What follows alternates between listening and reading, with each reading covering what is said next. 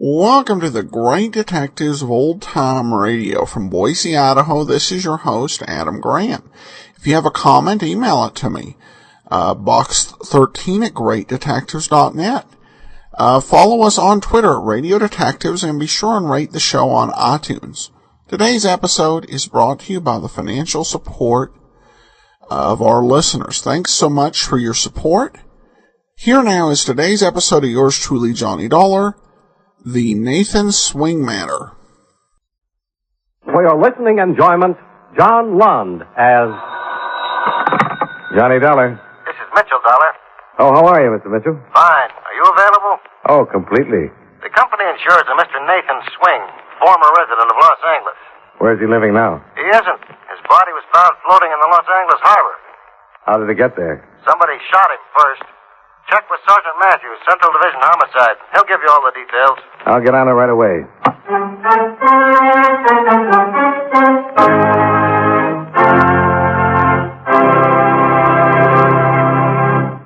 I'd like to borrow a few moments from our show to ask you a question. Suppose a little man with 3 arms and 5 eyes should skim past your ear in a flying saucer and ask you, what is the biggest business on earth? To be truthful, you would have to tell him that the biggest business in our world employs about 350,000 people, handles 25 billion items every year, transacts $14 billion worth of business in all of its 43,000 branch offices each year, but never clears a profit. Well, maybe such a business sounds out of this world to you, but it actually exists and functions. That big business is the United States Post Office Department, headed by the Postmaster General. Naturally, the work of the post office isn't only the collecting and delivery of mail. Some of the employees of the post office are bookkeepers. Some are engineers. Some plan building layouts and devise gadgets to give you better mail service. Others keep mailbox keys and locks and the 5 million mail bags in good condition. And here's an interesting sidelight for you. Did you know that mail bags have 13 stripes on them to represent the 13 original states? The Post Office Department has many other types of employees, such as the Post Office Detective Force or Postal Inspectors. Their job is to see that no money is stolen from the mail and to track down racketeers who try to sell worthless merchandise by mail. Then there are the workers in the Postal Savings Department. That's a government-operated savings bank with branches in the various post offices. It comes under the supervision of not only the Postmaster General, but also the Attorney General and the Secretary of the Treasury. All in all, the Post Office Department of our United States government is a mighty busy organization, working on behalf of each and every one of us.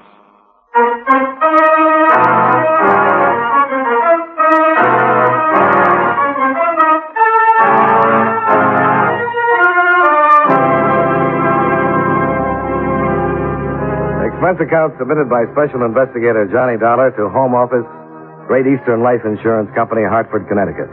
The following is an accounting of expenditures during my investigation of the Nathan Swing matter. Expense account item 1, $198.35. Plane fare and incidentals from Hartford to Los Angeles. Approximately 7 hours and 15 minutes after leaving a cold and rainy New York airport, I stepped off the plane into a 75-degree California spring afternoon. I rented a car, drove to my hotel, registered, and called Sergeant Matthews at the City Hall. At 2 o'clock, I was sitting in the squad room of Central Division Homicide. Well, there's all we got on Swing. We knew him pretty well. Been picked up 4 or 5 times on minor charges. 1 conviction, bookmaking, June of 48. Shot once in the chest, once in the right shoulder. You got any leads? Well, nothing definite. Ever heard of Jimmy Durando? Yeah, big operator out here, isn't he? About the biggest. Stooley claims a couple of Durando's boys made contact with Swing.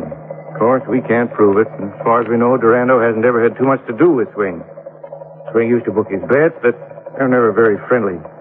Swing's small time, not the type that would particularly appeal to Durando. Then why have him killed? I don't know. But something's happened that involves Durando. It happened right after this killing. Daniel Fletcher, special investigator on a vice crusade, has been after Durando for a long time. And Durando is due to appear before the committee tomorrow. You seen the morning paper? Fletcher calls off Durando investigation. Huh. In his statement to the press, Fletcher said he felt there just wasn't enough evidence to warrant investigation. Well, what did he call the investigation for in the first place? Yeah. I know Fletcher pretty well. He'd never have gotten a subpoena for Durando unless he figured he had enough to convict him. Now he calls it off. The morning after, a small-time hood named Swing is pulled out of the bay. Well, there may not be any connection. May not. So far, that's all I've got. And I have to solve a killing. Fletcher is, an honest man? I've always thought so. Done a fine job so far. Well, I got a job, too. Going to see Fletcher? I thought I might. Any objections? Not to seeing Fletcher. But if you decide to pay Jimmy Durando a visit, tell me about it first, huh? That harbor at San Pedro is awful cold in the morning.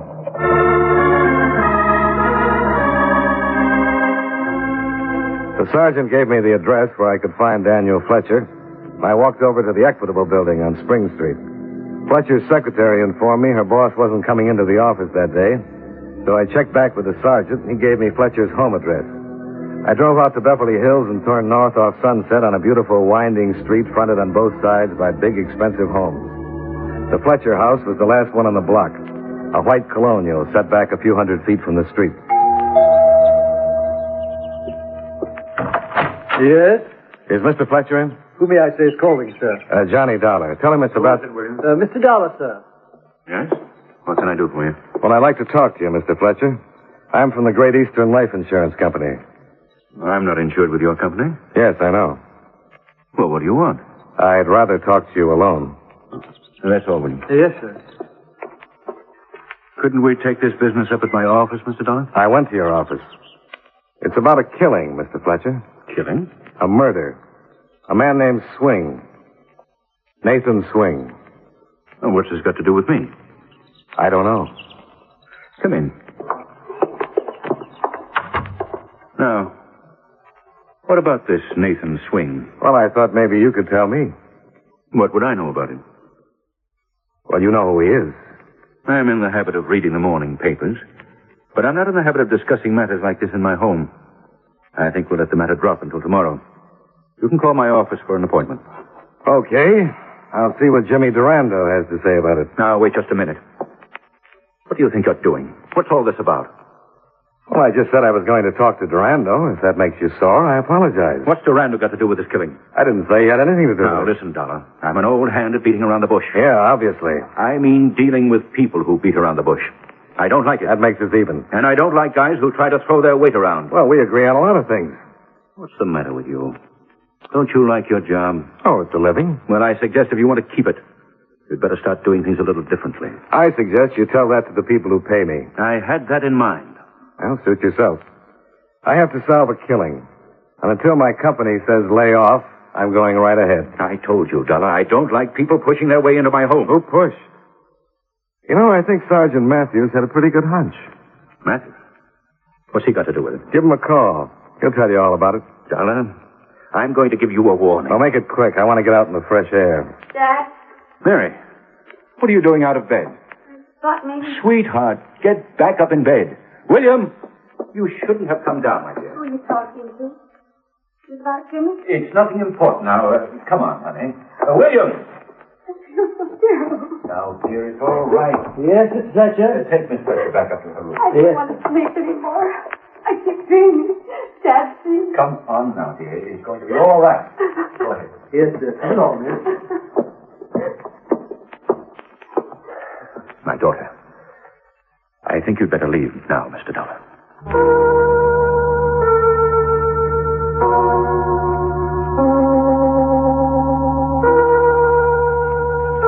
I drove back to my hotel and put in a call to Sergeant Matthews. I told him about my interview with Fletcher and asked where I could find Jimmy Durando. He advised against it.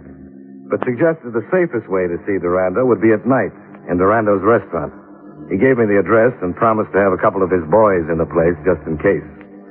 I spent the rest of the day relaxing in my room, and around 8 went down to the dining room and had dinner.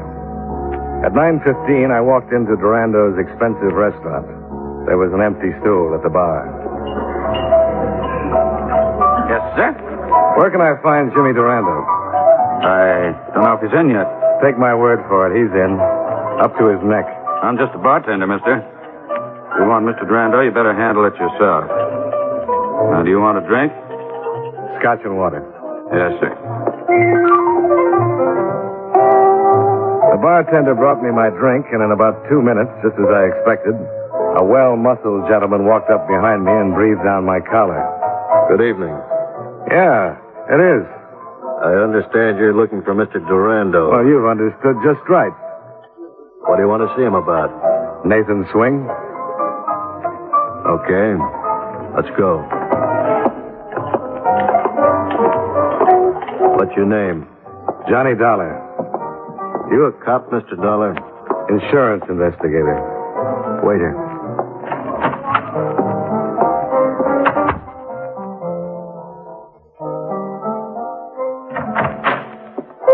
Okay.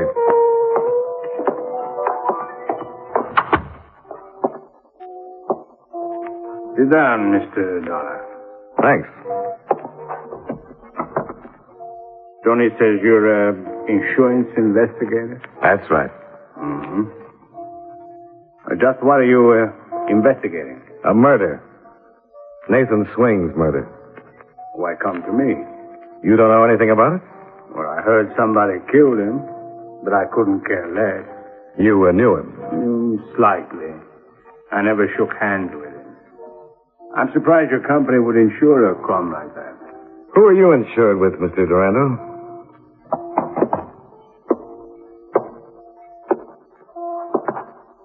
I carry my own insurance. You must pay pretty high rates. What do you mean? Well, one day it looks like you're going to be locked up for keeps. The next day, the whole thing's called off. You got a pretty good policy. I thought you came here to talk about Nathan Swing. I thought I was. I don't know what all this is about, Dollar, but I don't like you. You want some advice? Oh, by all means. Don't bother me anymore. That sounds a little bit like a threat, Mr. Durando. I'm glad you noticed. So am I. I'll see you around. Oh, now, Tony, you're not being very nice. How am I going to open the door with your big stomach in the way? You want him to open the door, Mr. Durando? You can open it for him. Thanks, Tony. My pleasure.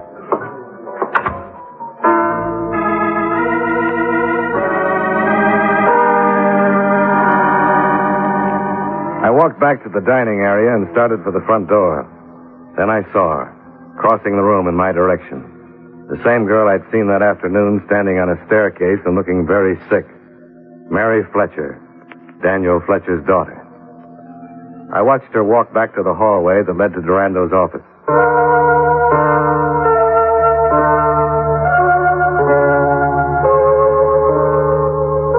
I waited in front of the cafe for 20 minutes, and finally she came out. She looked sicker than she had that afternoon. She climbed into her car and drove west. I followed. She drove to the beach and parked at the end of a deserted fishing pier. I got out of my car and walked through the darkness to the end of the pier. She was standing near the rail, looking down at the water. No, let me go. Come on, stop Let me go away. Take it easy. I'm sorry I had to hit you, but a high dive never solves anything. Come on. Let's go sit in your car. Come on.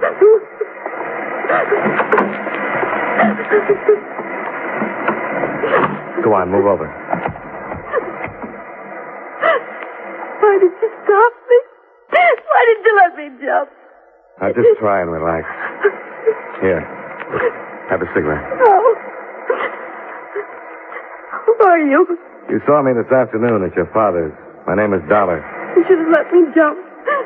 couldn't have done anything then. Who couldn't have done anything? Oh, please, I don't know what I'm saying. Please take me back home and just leave me alone. Might help you to talk about it. I don't want to talk about anything. I just wish I were dead. I wouldn't have to talk about anything or think about anything. Come on now. Get hold of yourself. Who are you?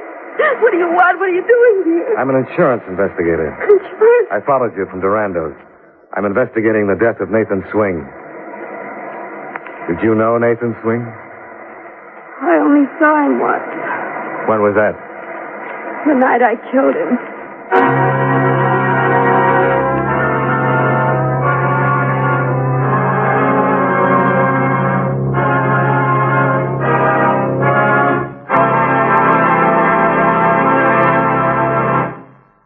You know, many great men have attained the highest office in our land, the presidency of the United States. Can you guess the name of this man? On August 2nd, 1923, his oath of office was administered by his father, a justice of the peace. Within 3 years after he became president, the national debt was reduced by $2 billion. His presidency was marked by continued national prosperity. The country's income increased, and the people's wages were high. He improved relations between the United States and Mexico with the help of his goodwill ambassador, Dwight Morrow. He was known for his dry humor, common sense, and the faculty for measuring his words before he spoke. If you don't have his name by now, here's one more clue. During his administration, the Soldiers' Bonus Bill was passed. Who was he?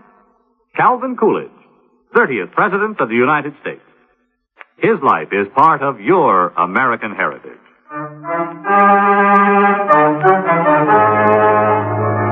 And now, with our star, John Lund, we bring you the second act of Yours Truly, Johnny Dollar.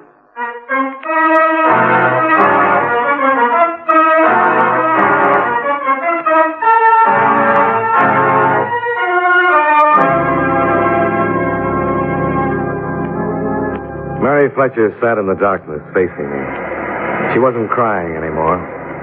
If she were telling the truth, I'd found the murderer of Nathan Swing. That's right. I killed him. I don't know why I'm telling you. This will ruin my father. I just have to get it out in the open. I can't keep it locked up anymore. Well, why don't you tell me the whole thing? All right. I'll have that cigarette now. Yeah, sure. Thanks. It was found out sooner or later you saw me at Jimmy's. Durando's? Yes. I've been seeing Jimmy for quite a while. I know it's pretty terrible. I guess I knew how wrong it was when I was seeing him. Your father didn't know about it. No. He didn't find out about it until Jimmy told him. Puts Durando in a pretty nice spot. Going around with the daughter of the man who's trying to send him to prison. I'm not going to try to justify it. I was in love with him. And he told your father? He told him I'd killed Nathan Swing.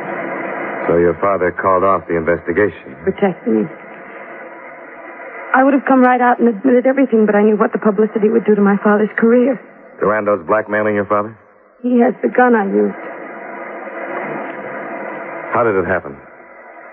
Well, I'd never seen this Nathan Swing before. I was with Jimmy one night, and Swing came in and said something about a bet. Something about some money that he had coming.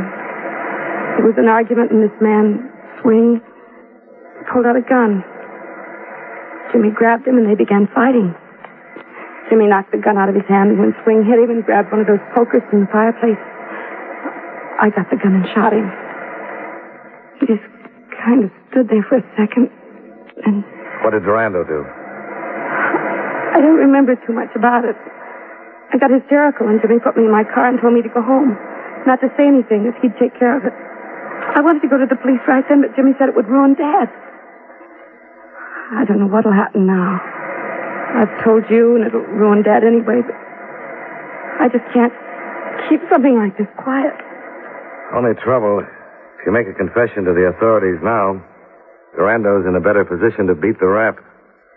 Your father still won't prosecute for fear of what Durando might bring out at the trial. What can I do? Just keep quiet for a little longer. How will that help? Durando hasn't got a thing if he hasn't got the gun you used. Nobody's ever going to get that gun away from Jimmy. Well, it's worth a try anyway. You mean you're going to Why should you try to get the gun?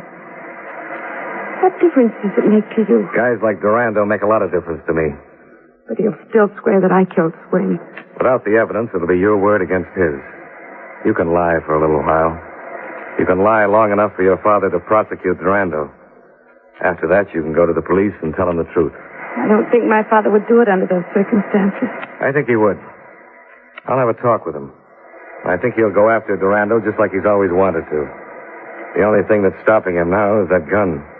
What are you going to do? See Mr. Durando again. Be careful. I always try.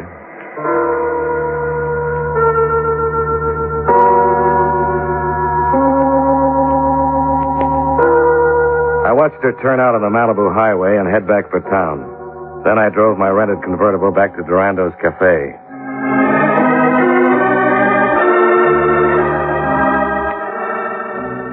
It was close to 1 a.m. when I pulled up across the street and sat for a while trying to figure out what to do. An alley ran between the cafe and another building. I remembered Durando's office. He'd been sitting with his back to a window that faced an alley. That thing's ready to crack up. She won't. How can you be sure? You saw her tonight.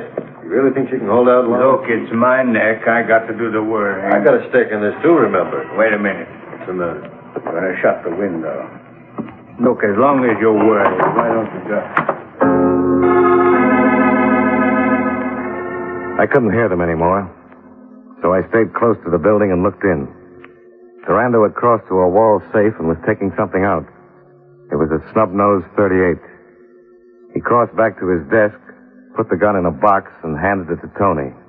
Tony nodded and left the office.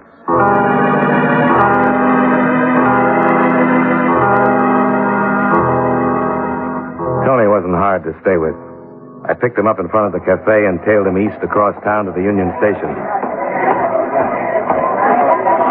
He headed for a row of public lockers and stopped at one. What you got in the box, Tony? Huh? Let's have it. Running down the ramp to the passenger tunnels. At the end of the ramp, he stopped and drew his gun. After the shot, he turned into one of the tunnels and ran up to the loading platform.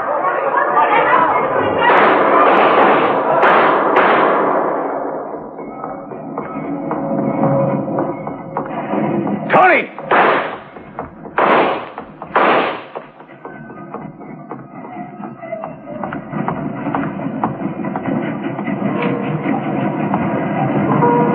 Tony was dead. The yard would be full of cops in a few minutes. I didn't want to hang around to make explanations. I took the box with the gun in it and cut across the yard. Sergeant Matthews. This is Dollar. Oh, I was just on my way out. I've been trying to get you. I'm calling from a gas station phone booth. I want Durando's home address. I don't think I should give it to you. Look, I'm onto something. I know. I had 2 men staked out in Durando's tonight. They saw the Fletcher girl come in and reported you followed her. She's home by now. I'll tell you all about it after I see Durando. Okay. I have to check on a shooting at the Union Station. I'll meet you in my office in an hour. No, meet me at Durando's in an hour. All right. He lives in Beverly Hills, 1818 North Foothill. Thanks.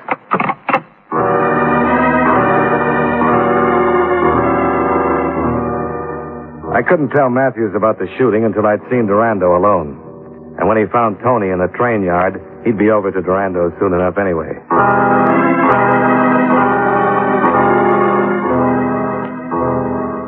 I drove out Wilshire and turned north when I reached Beverly Hills. I found Durando's house and parked on a side street. The house was dark. Durando was obviously either in bed or still at the club. I climbed the high fence and dropped down into the garden, cut across the flower beds to the rear of the house, and located the big French doors that led to the study. I tried them, but they were locked. I was just turning away when...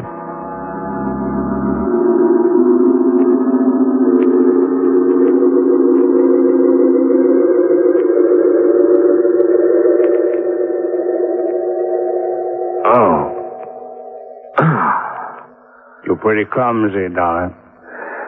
Yeah. But you're not, Durando. Who hit you? You kidding? No, not a bit.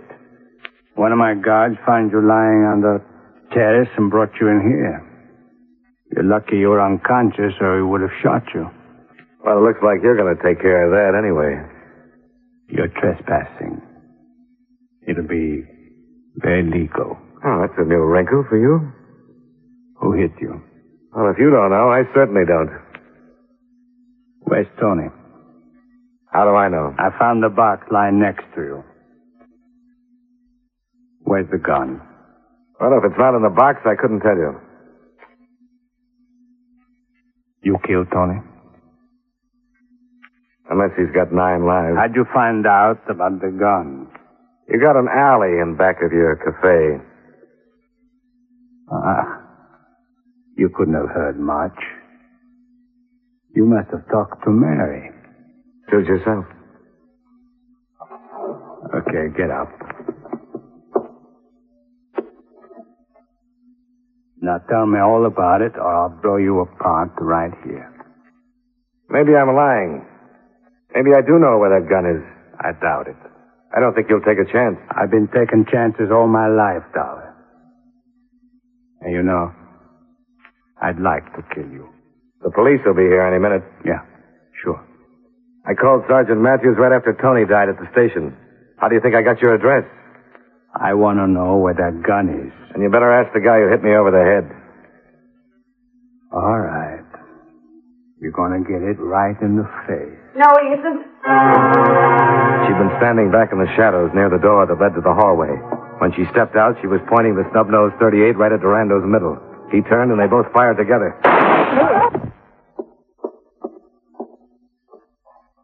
Where did he hit you, Mary? He deserved it. Where did he hit you? The tie is Jimmy. Yeah, I think so. He did deserve it. Yeah, he sure did. I'm sorry I hit you in the dark. I didn't know. It's all right. I went home. Started worrying about you. I went back to the cafe. And he wasn't there. So I came here. Saw you sneaking through the garden. Now, just take it easy.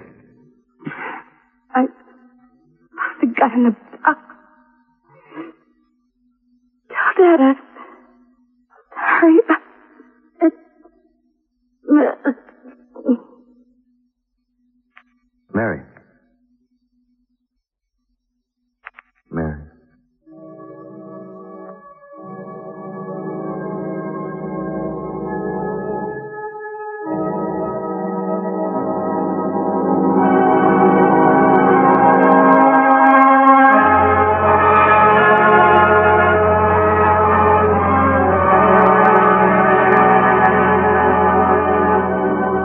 Durando was dead, and Fletcher wouldn't have to prosecute. After he buried his daughter, Fletcher closed his office and took a long vacation. Maybe it helped some, but I doubt it. Expense account item 2, $45.75, hotel bill and incidentals. Item 3, $35, car rental. Item 4, $156.85, plane fare and incidentals back to Hartford. Expense account total, $435.05. Yours truly, Johnny Dollar.